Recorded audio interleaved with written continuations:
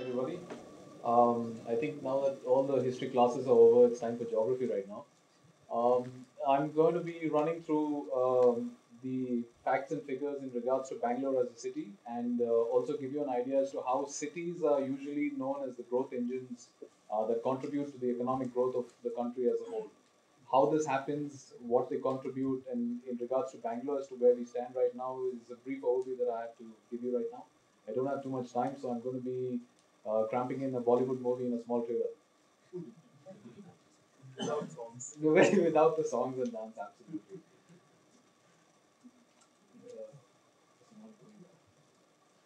So, as you all know, that the Indian GDP is going to be to the tune of $5 trillion in the next 10 to 20 years. Just to give you an idea, we are currently at $1.3 trillion. We anticipate India to be the third biggest car market by 2020. It sounds like a really weird figure to give you right now, but just to explain to you, before we used to have transistors, fans as commodities to explain the growth momentum, but nowadays everybody in India aspires for ACs and cars. We intend to go back to the 8%, 9% bracket in terms of annual growth rates as the reforms start kicking in into the scenario, and the government starts playing its part in making sure we get what it is that we want as Indian citizens going forward. Karnataka is one of the largest southern states in the country of India. This is just a brief overview of the facts of Karnataka. Everybody outside India knows Karnataka as the Silicon Valley, the IT capital. There's the other feature that it is that we also play a huge role in is the biotech industry. It is a combination of the pharma industry with the technology aspect of it in terms of research. A lot of R&D money. We have some of the largest firms present there, like Biocon, which are engineering medical products to address certain issues. Um, we are also one of the states that are leading in terms of public-private partnerships. What these means are basically initiatives by developers getting in tie-ups with governments to come up with projects that add to the infrastructure and give a lot of impetus to the growth aspect of every given state. Just a brief overview, some boring facts in regards to what the growth aspects are. But if you look at the figures in terms of the graphs, you'll understand that the growth pattern that we all have been talking about and referring to are actual figures and statistical data that have been compiled by renowned houses. This is a breakup of the various different flows. Delhi and Bombay have obviously been attracting the most amount of FDI over the past couple of years, but Bangalore has slowly been catching up. And in the last year, as Cushman and Wakefield had mentioned to you earlier on in the report, we have been on par with Delhi and Bombay. This is because the absorption level and the amount of expenditure that Bangalore is giving in the few years that we have seen over the last 5 years has been matching up to the cities of Delhi and Bombay.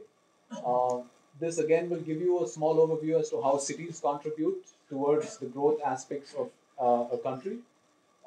This is a small. I wish I had a little bit more time, but obviously, I think when we have a little bit more drinks, this would be a lot more fun to talk about. Um, just to give you an ideology, Bangalore has, as a city, the metros contribute the most to every state. Bangalore has contributed about 40% of the net GDP of Karnataka as a whole. Most of the major presence of all leading multinationals are in Bangalore, and then this does the seep down effect into rural areas. Uh, this should give you an idea of the main core sector in Bangalore, which is the IT and the ITEs, in terms of the growth patterns. Some of the investments options that have been done by various companies in terms of we have Wipro, which has invested about $2 billion in terms of SEZs. We have some of the largest uh, developers in terms of the tie-ups that they have with multinational companies. Private equity deals taking place over the last 1 year in Bangalore have started heating up. Over the last 4 months itself, we've seen about 7 to 8 private equity deals taking place in the real estate sector. This should give you an idea of what are the buildings that are planned, what are the buildings that are whole. In terms of the retail segment, like they mentioned to you, that is one of the fastest growing sectors right now in India because of the reforms that have been come about by the government. This is a phenomenal figure. We've had a 54% compounded annual growth rate over the last 6 years. These graphs, a lot of people will say, what does it mean?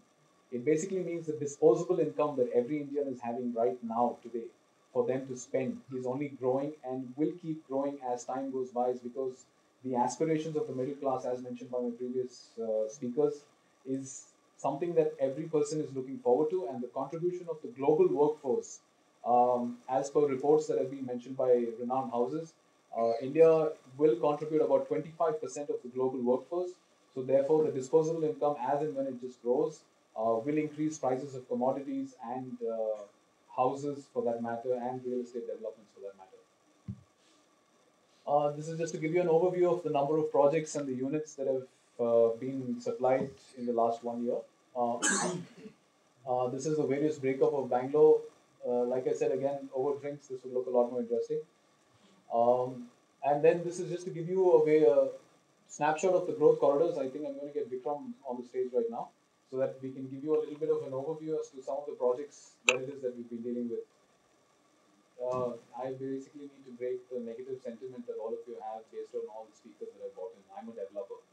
I don't do anything wrong. It's not as how everyone's mentioned to you. There is a process in place. It's only making sure that I and you sit down across the table and make sure I address your concerns, you understand what it is that I'm offering, and then we make sure we tie in. So I'll have Vikram on board to make sure that we can get Actually, I think after all these the presentations we have made, like developers like Sharath started with Bollywood movie, so we made look them like villains of the India real estate. But that's not the fact. Like all the fingers are never equal, and all the developers are not same, and that's where Unesta as a company, we are very clear. A lot of people here in this room, they are sitting who are our existing clients. I don't want to name them, but in last 5 years, whatever business we have done with them, we have made sure that we have done with full transparency.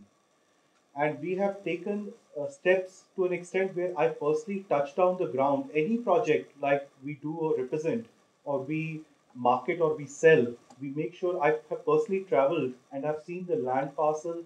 I have met the whole team, from the architects to the planners to whoever is concerned with that project, just to make sure we're getting the right information, because we are a UK based company.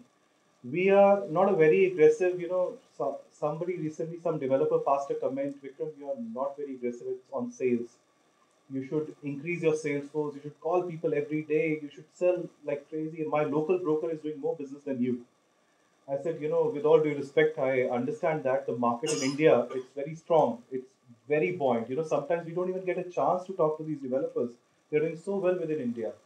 But our objective is not that. Our objective is whatever transaction, whoever we help, it's also kind of social responsibility, because since I came from India, a lot of people who have been born and bred here, or a lot of people who have come before us, they have set a very good example of being an Indian.